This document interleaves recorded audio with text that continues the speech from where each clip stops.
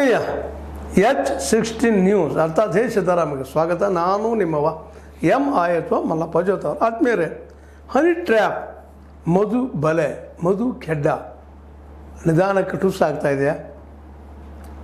ಯಾಕೋ ಏನೋ ಎಲ್ಲರೂ ಒಂದಿಷ್ಟು ಹಿಂದೆ ಸರಿತಾ ಇದ್ದಾರೆ ಅನ್ನಿಸ್ತಾ ಇದೆ. ಹನಿ ಟ್ರ್ಯಾಪ್ ಬಲಿ ತಂದವರೇ CM ಅಂತೇಳಿ 6 ವರ್ಷ ಜೋರ್ದಾರಾಗಿ ವಾದ ಮಾಡಿದವರು ಹಿಂದೆ ಸರಿತಾ ಇದ್ದಾರೆ, ಟುಸ್ ಮಾಡ್ತಾ ಇದ್ದಾರೆ. ಇದು ಏನಾದರೂ ಮಾಡಿ CBIಗೆ ಒಪ್ಪಿಸಬೇಕು ಅನ್ನೋ ಕಾರಣಕ್ಕಾಗಿ ದೆಹಲಿಯಲ್ಲಿ ಸತೀಶ್ ಅವರು ಇದ್ದಾರೆ ಅಂತೇಳಿ ಕೆಲವೊಬ್ಬರು ಹೇಳ್ತಾ ಇದ್ದಾರೆ. ನಮ್ಮ ವಿಶೇಷ ಅದರಲ್ಲೂ ನಮ್ಮ DKC ಅವರ ಪರ ಇದ್ದಂಥವರು ಇದು CBI ತನಿಖೆ ಸಿಕ್ಕಿತಾ ಅನ್ನೋ ಸಹಿತ ಪ್ರಶ್ನೆಗಳಿದ್ದಾವೆ. ಯಾಕಂದರೆ ಅಷ್ಟು ಸುಲಭದ ಕೆಲಸ ಅಲ್ಲ. ಹನಿ ಟ್ರ್ಯಾಪನ್ನು ನೀವು ಕ್ಯಾಚ್ ಮಾಡಿ ಹಿಡಿದಿರುವಂಥದ್ದು ಯಾರೋ ಮಾಡಿದ್ದನ್ನು ಯಾರಿಗೂ ತಗಲು ಹಾಕಲಿಕ್ಕೂ ಆಗೋದಿಲ್ಲ. ಯಾರೋ ಹೇಳ್ತಾರಪ್ಪ ಹೌದು ದುಡ್ಡು ಕೊಟ್ಟು ಹೇಳಿಸಿದಾರೆ ನಾ ಹೇಳ್ಕೊಳ್ತಾರೆ, ಸಾಕ್ಷಿ ಇಲ್ಲದಿಲ್ಲ, ಸಾಕ್ಷಿನೇ ಇಲ್ಲ. ಒಂದರೆ ಇದ್ದರೆ ಅವ್ರಿಗೆ ಶಿಕ್ಷೆ ಆಗ್ತದೇನ, ಅದು ಹಿಂದಿದ್ದಂಥವ್ರು ಯಾರು ಅವ್ರಿಗೆ ಶಿಕ್ಷೆ ಆಗೋದು ಭಾಳ ಕಷ್ಟದ ಕೆಲಸ.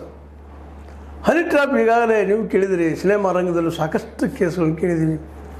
ಸಾಕಷ್ಟು ಹೆಣ್ಮಕ್ಳು ಆರೋಪ ಮಾಡಿದರು. ಪ್ರೂವ್ ಹೆಂಗೆ ಮಾಡೋದು ಅದನ್ನು? ಸಾಕ್ಷಿ ಅಲ್ಲದ ಕೋರ್ಟ್ ಕೇಳ್ತದೆ, ಸಾಕ್ಷಿ ಓದಲಿಕ್ಕೆ ಸಾಧ್ಯ ಆಗ್ತದನ? ಹನಿ ಟ್ರ್ಯಾಪ್ ಇದೊಂದು ಸುಂದರವಾದಂಥ ಒಂದು ಬಲೆ ಅಷ್ಟ.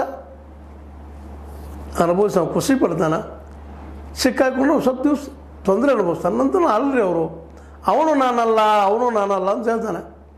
ಹೀಗಾಗಿ ಹನಿ ಟ್ರ್ಯಾಪದ ವಿಷಯದಲ್ಲೇ ಅದು ಹಿಂದಿದ್ದಂಥ ವ್ಯಕ್ತಿಗಳು ಸಿಗೋದು ಭಾಳ ಕಷ್ಟ. ಯಾಕಂದ್ರೆ ಎಲ್ಲೂ ರೆಕಾರ್ಡ್ದಾಗ ಬರೋದಿಲ್ಲ. ಈಗ ನಾನು ಸ್ವತಃ ಹೋಗಿಲ್ಲರಿ, ಇಂಥವ್ರು ಕೊಟ್ಟಿದ್ದಾರೆ ದುಡ್ಡು, ನಾನು ಫೋಟೋಗ್ರಫಿ ಮಾಡಿದ್ದೀನಿ ಅಂದ್ರೆ ನಾ ಅಪರಾಧಿ ಆಗ್ತೀನಿ, ಅವನಲ್ಲ. ಅದು ಅವನು ನನಗೆ ಹೇಳಿದ್ರೆ ನನಗೆ ಸಾಕ್ಷಿ ಕೊಡಬೇಕಲ್ಲ. ಬೇಕಾದ್ರೆ ಹೇಳ್ತಾರೆ, ಹಂಗೆ ಎಲ್ಲ ಸಾಕ್ಷಿ ಆಗೋದಿಲ್ಲ ಲಾಸ್ಟ್ ಮೂಮೆಂಟ್ದಲ್ಲೇ. ಯಾಕಂದರೆ ಹೆಂಗೆ ಕೊಟ್ಟೆ ಮತ್ತು ಎನ್ಕ್ವೈರಿ ಸ್ಟಾರ್ಟ್ ಆಗ್ತದೆ. ಎಲ್ಲಿ ಕೊಟ್ಟ, ಹೆಂಗೆ ಕೊಟ್ಟರು ನಿನಗೆ, ಏನು ಸಂಬಂಧ, ರಿಟರ್ನ್ ಡಾಕ್ಯುಮೆಂಟ್ಸ್ ಇದ್ದಾವೆ, ಫೋಟೋಸ್ ಅಂದ್ರೆ ಫೋಟೋ ನಮ್ಮ ಜೋಡಿ ತಿಂತವ್ರಿ ಇವರು ತೆಗಿಸ್ಕೊಂಡು ಹೋಗಿದ್ದಾರೆ. ಎಷ್ಟೋ ಜನ ಬರ್ತಾರೆ, 100 ಜನ ದಿನನಿತ್ಯ ಬಂದು ಹೋಗ್ತಾ ಇರ್ತಾರೆ, ಫೋಟೋ ತಗೊಂಡು ಹೋಗ್ಯಾರ. ಅದರಿಂದ ನಮ್ಮ ಸಂಬಂಧ ನಾ ಆರೋಪಿ ಆಗ್ತಾನೆ ಅಥವಾ ಅಪರಾಧಿ ಆಗ್ತೀನಿ ಅಂದರೆ ಅದರಿಂದ ಇವರು ಒಬ್ಬರದ್ದು ಹಾರಿಸಿ ಹೊಡಿತಾರೆ.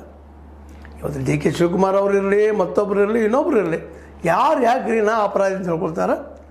ಅವ್ರ ಅಪರಾಧಿಯನ್ನಾಗಿ ಮಾಡುವಂತಹ ಆರೋಪ ಮಾಡುವಂಥವ್ರು ಅದನ್ನು ಪ್ರೂವ್ ಮಾಡಬೇಕು. ಅದು ಅವ್ರ ಡ್ಯೂಟಿ, ಆರೋಪ ಮಾಡಿದವ್ರಿಗೆ. ಇವತ್ತು ರಾಜಣ್ಣವ್ರು ಆರೋಪ ಮಾಡಿದರು. ಈಗ ದೂರು ಇನ್ನೂ ಕೊಟ್ಟಿಲ್ಲ, ಇನ್ನೂ ಕೊಡ್ತೀನಿ ಅಂತ ಹೇಳ್ತಾ ಇದ್ದಾರೆ. ಪರಮೇಶ್ವರನೋ ಮನೆಗೆ ಬಾ ಅಂತ ಹೇಳಿದಾರೆ, ಮನೆಗೆ ಹೋಗ್ಕೊಂಡು ಅಂತ ಹೇಳ್ತಾ ಇದ್ದಾರೆ. ದೂರು ಕೊಟ್ಟರೆ ಮುಗಿಲಿಲ್ಲ, ಪ್ರೂವ್ ಮಾಡ್ಬೇಕು ಅದನ್ನು. ಇವರ ಮಾಡಿಸಿದ್ದಾರೆ, ಇಂಥವ್ರು ತಿಂದಿದ್ದಾರೆ. ಸಿಡಿಗಳು ಸಲುವಾಗಿ ಸದ್ಯಕ್ಕೆ ಮತ್ತದು ನಡೆದ ಯಾರು ಹೇಳ್ತಾ ಇಲ್ಲ.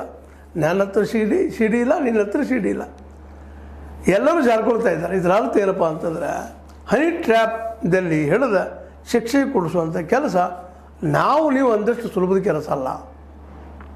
ಸುಮ್ಮನೆ ಕುಳಿತು ಮಾತಾಡುವಂಥ ವಿಷಯ ಇದಷ್ಟ ಚೆಂದಾಗಿ ಬಣ್ಣದ ರಂಗೋಲಿಗಳನ್ನು ಹಾಕ್ಕೊಂಡು ಮತ್ತೇನೋ ಮಾಡಿ ಚಂದ ಮಾತಾಡೋದು ಕೊಡೋದಷ್ಟೆ. ಕಲ್ಪನಾ ಲೋಕವನ್ನು ವಾಸ್ತವದ ಲೋಕಕ್ಕೆ ತರೋದು ಭಾಳ ಕಷ್ಟ. ಆರೋಪ ಮಾಡೋದು ಭಾಳ ಸುಲಭ, ಆರೋಪನ ಪ್ರೂವ್ ಮಾಡಬೇಕು ಅಂದಾಗ ಶಿಕ್ಷೆ ಆಗೋದು. ಈ ಹನಿ ಟ್ರ್ಯಾಪ್ ಬೈಕ್ದಿಂದ CM ಅಂತ ಹೇಳ್ತಾರೆ, ನಮ್ಮ 6 ವರ್ಷಕ್ಕೆ ದಾಡ್ತಾ ಇದ್ದಾರೆ, ಒಬ್ಬೊಬ್ಬರು ದಾಡ್ತಾ ಇದ್ದಾರೆ. ಯತ್ನಾಳ್ ಹೇಳ್ತಾರೆ, ನಾನು ಕಳಿಸಿದ ಚೀಟಿ ಹೆಸರು ಹೇಳ್ತೀನಿ ಅಂದ್ರೆ ಕಲ್ಲೋಲ ಆಗ್ತದೆ ಅಂದ್ರೆ ಹೇಳೋದಿಲ್ಲ ಅಂತ ಹೇಳ್ತಾರೆ. ಎಲ್ಲ ಹಿನ್ನೆಲೆಯಲ್ಲೇ ಇನ್ನೂ ಕೆಲವೊಬ್ರು ಹೇಳ್ತಾರೆ, ಕಾಂಗ್ರೆಸ್ಸಿಗರು ಅಮಿತ್ ಶಾ ಮಾಡಿಸಿದಾರೆ ಅಂತ ಅವ್ರ ಮೇಲೆ ಹಾಕ್ತಾ ಇದ್ದಾರೆ ಹನಿ ಟ್ರ್ಯಾಪ. ಅರವಿಂದ್ ಬೆಲ್ಲದವರು ಮುಖ್ಯಮಂತ್ರಿ ಮಾಡಿದ್ದಾರೆ ಅಂತ ಅವ್ರು ಹೇಳ್ತಾರೆ. ಯಾರು ಸುಳ್ಳ್ರಿ? BJP ಅವರು ಕಾಂಗ್ರೆಸ್ ಅವ್ರು ಮಾಡ್ಯಾರ, ಕಾಂಗ್ರೆಸ್ ಅವರು BJP ಅವ್ರು ಮಾಡ್ಯಾರ. BJPಗೆ ಇಳಿವರೆಗೆ ಜೋರು ಮಾಡಬೇಕು, ಇದನ್ನೇನೋ ರಾಜಕೀಯ ಅನುಕೂಲ ಮಾಡ್ಕೋಬೇಕಂದ್ರೆ ಈಗ ಮರಳಿ ಅವ್ರ ಮೇಲೆ ಬಂದ ತಕ್ಷಣ ಇದನ್ನು ಮಾಡಿಸೋರು ಕಾಂಗ್ರೆಸ್ದವ್ರು ರೀ, ಅವರೇ ಹೇಳಿದ್ರು, ಅವ್ರ ಪಾರ್ಟಿ ಬಂದು ನಮ್ಗೆ ಹೇಳಿದ್ರು ನಾವು ಎತ್ತಿದ್ದು ಸಮಸ್ಯೆಯನ್ನ ಅಂತ ಹೇಳ್ತಾರೆ. ಈಗ ಈ ಎಲ್ಲ ನೆಲೆಯಲ್ಲೇ ಈ ಕೇಸ್ ಹನಿ ಟ್ರ್ಯಾಪ್ ಕೇಸ್ ಹೆಚ್ಚು ಕಡಿಮೆ ಬಿದ್ದು ಹೋಗೋದು ಹೆಚ್ಚೇನೋ. ಅದಕ್ಕಾಗಿ ಒಬ್ಬೊಬ್ಬರು ಅದರಿಂದ ದೂರ ಸರಿತಾ ಇದ್ದಾರೆ, 6 ವರ್ಷಕ್ಕೆ ದೂರ ಸರಿತಾ ಇದ್ದಾರೆ. ಸಿದ್ದರಾಮಯ್ಯರು ಆಸಕ್ತಿ ತೋರಿಸಿದ್ರು ಇಲ್ಲ ಗೊತ್ತಿಲ್ಲ, ಆದರೆ ಆಸಕ್ತಿ ತೋರಿಸಿ ಅಂತ ಹೇಳ್ತಾ ಇದ್ದಾರೆ. ಆದರೂ ಅವರು ನಿಧಾನಕ್ಕೆ ಸೇರ್ತಾ ಇದ್ದಾರೆ. ಯಾಕಂದರೆ ಕೋರ್ಟ್ ಸಾಕ್ಷಿಯನ್ನು ಬೇಡ್ತದೆ, ಸಾಕ್ಷಿಯಲ್ಲಿದಾವೆ, ಸರ್ಕಮ್ಸ್ಟನ್ಸಸ್ ಎವಿಡೆನ್ಸಸ್ ಎಲ್ಲದಕ್ಕೂ ಅಪ್ಲೈ ಆಗ್ತದೆ ಅನ್ನೋದು. ಎಲ್ಲ ನೆಲೆಯಲ್ಲೇ ಇವತ್ತಿನ CBI ಕೊಡಂತ ಹೇಳ್ತಾ ಇದ್ದಾರೆ. CBI ಅಂದರೆ ಯಾವ ಆಧಾರ ಮೇಲೆ ಹಿಡಿದವ್ರನ್ನ ಹೆಂಗೆ ಕಂಡು ಹಿಡಿದು ನಾವು ಹೇಳ್ತೇವೆ ಇಂಥವ್ರು ಇದ್ದಾರೆ ಅಂತೇಳಿ ಅದು ಪ್ರೂವ್ ಮಾಡಬೇಕಲ್ಲ. ಅದು ಹೀಗಾಗಿ ಈ ಕೇಸ್ಗಳು ಹೆಚ್ಚು ಬಿದ್ದು ಹೋಗೋ ಸಾಧ್ಯತೆಗಳಿದ್ದಾವೆ. ವಿಶೇಷವಾಗಿ ಹನಿಯನ್ನು ಹುಡುಕೊಂಡು ಹೋಗುವಂಥ ಈ ಟ್ರ್ಯಾಪ್ ಹೋಗೋದು ಭಾಳ ಕಷ್ಟ. ಯಾಕೆ ಅಂದ್ರೆ ಈ ವಿಚಾರದಲ್ಲಿ ಯಾರಾದರೂ ತಮ್ಮ ಮಾನ ಮರ್ಯಾದೆಗಳನ್ನು ಹೊರಗೆ ಹಾಕಕ್ಕೆ ಹೋಗೋದಿಲ್ಲ, ತಮ್ಮ ಹೆಸರುಗಳನ್ನು ಹೇಳ್ಕೊಳ್ಳಿಕ್ಕೆ ಹೋಗೋದಿಲ್ಲ. ಯಾಕಂತಂದ್ರೆ ಇದು ಅಷ್ಟು ಸುಲಭದ ಕೆಲಸ ಅಲ್ಲ ಅಂತ ಎಲ್ಲರಿಗೂ ಗೊತ್ತದ. ನೀವು ನೋಡಿದಿರಿ, ಎಷ್ಟೋ ಜನ ಹೆಣ್ಣುಮಕ್ಕಳು ನಮ್ಮ ಏನಪ್ಪ ಅಂದರೆ ರೇವಣ್ಣನ ಮಗನ ವಿಷಯದಲ್ಲಿ ಯಾರೂ ಸಾಕ್ಷಿ ಹೇಳಿಕ್ಕೆ ಮುಂದೆ ಬರಲಿಲ್ಲ. ಏನೋ ಕೆಲವೊಂದು ಫೋಟೋ ಸಿಕ್ಕಿದ್ದು, ಅದ್ರ ಮೇಲೆ ಏನೋ ಮಾಡಿದರು, ಅವರು ಅನಿವಾರ್ಯವಾಗಿ ಒಪ್ಕೊಳ್ಳೋಂಥ ಪ್ರಸಂಗ ಬಂತು. ಯಾಕಂದರೆ ಅವರ ಫೋಟೋ ಹೊಡೆದು ಹಂಚಿದ್ರು ಅದನ್ನು. ಹೀಗಾಗಿ ಇವೆಲ್ಲ ಏನಪ್ಪ ಅಂತಂದ್ರೆ ತಾವಾಗೇ ಸಿಕ್ಕರ ಮತ್ತು ಬೇರೆ ಫೋಟೋಸಲ್ಲಿ ಇಲ್ಲಾಂದರೆ ತಪ್ಪಿಸ್ಕೊಂಡು ಹೋಗ್ತಾ ಇದ್ದಾರೆ. ಅದೇನೋ ಆಗಲಿ, ನಾವು ಇಲ್ಲಿವರೆಗೆ ಇಷ್ಟೆಲ್ಲ ಮಾತಾಡ್ತಾ ಇದ್ದೀವಿ, ಇದರ ಬಗ್ಗೆ ಚರ್ಚೆ ಮಾಡ್ತಾ ಇದ್ದೀವಿ. ಇದು ಇನ್ನೊಂದು ಮಾತನ್ನು ಗಮನಿಸಬೇಕಾಗಿದ್ದು ಏನಪ್ಪ ಅಂತಂದ್ರೆ, ಬಸವಣ್ಣ ಪಾಟೀಲ್ ಯತ್ನಾಳ್ ಹೇಳ್ತಾರೆ, ವಿಧಾನಸಭೆಯಲ್ಲಿ ಮಧುಬಲೆ ಬಗ್ಗೆ ಪ್ರಸ್ತಾಪಿಸುವಂತೆ ಚೀಟಿ ಬರೆದು ಕಳಿಸಿದ್ದು ಯಾರು ಎಂಬುದು ಗೊತ್ತಿಲ್ಲ. ಚೀಟಿ ಯಾರು ಕಳಿಸಿರು, ಎಲ್ಲಿದ್ದು ಬಂತು ಅಂದ್ರೆ ಹೇಳ ಗೊತ್ತಿಲ್ಲ ಅಂತ ಹೇಳ್ತಾರೆ. ಅದರಲ್ಲಿ ಇರುವ ವಿಷಯ ಹೇಳಿದರೆ ಕ್ರಾಂತಿ ಆಗಲಿದೆ ಮತ್ತು ಎಕ್ಸ್ಟ್ರಾ ಒಂದು ಹೇಳ್ತಾರೆ. ಒಟ್ಟಾರೆಯಾಗಿ ಹನಿ ಟ್ರ್ಯಾಪದ ಬಗ್ಗೆ ಇಲ್ಲಿವರೆಗೆ ನಡೆದಂಥದ್ದು ವ್ಯರ್ಥ ಲಾಭ, ಅನಗತ್ಯ ದುಡ್ಡನ್ನು ವೇಸ್ಟ್ ಮಾಡಿದಾಗ ನಮ್ಮ ಸದನದಲ್ಲಿ ಕೂತ್ಕೊಂಡು ಇನ್ನೂ ಏನಾದರೂ ಈ ಬಡತನ ಹೋಗಲಾಡಿಸೋ ಬಗ್ಗೆ, ಉದ್ಯೋಗ ಸೃಷ್ಟಿ ಬಗ್ಗೆ ಮತ್ತೊಂದು ಚರ್ಚೆ ಮಾಡಬೇಕಾಗಿತ್ತು.